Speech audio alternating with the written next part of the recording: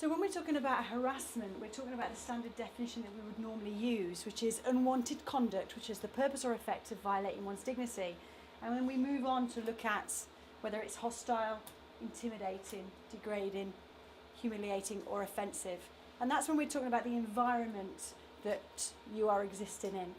Really, really important that we understand what those are in relation to harassment. But what I want us to look at is what we would class as our responses to dominant behaviour. So when we're looking at somebody who has got perceived power over us, whether that be even physical or just mental power, we want to know what our common responses, human responses might be. And they fall into only three categories. We've got the category of withdraw, we've got to acquiesce, or we've got to resist.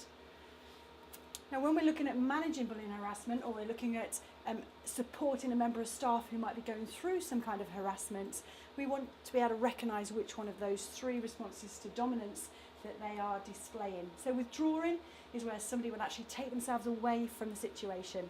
So they might go and have coffee somewhere different, they won't mix with the group, they might even go sick, or on rare occasions they might even tender their resignation in order to withdraw from the person who's causing them the problem.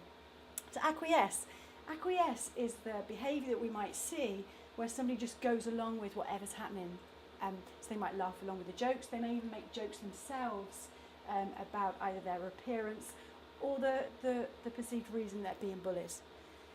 And the third response, which is a natural response, is to resist. So when we're resisting, we're talking about somebody who's going to either stand up to the person and say, stop it, pack it in, I don't like it. It might be a complaint that they make, so maybe raising a grievance might be what they choose to do. Obviously, if we're looking at somebody remaining healthy over a prolonged period of time, we don't want them to have withdrawn or acquiesced. In fact, those two natural responses over a prolonged period of time are quite damaging.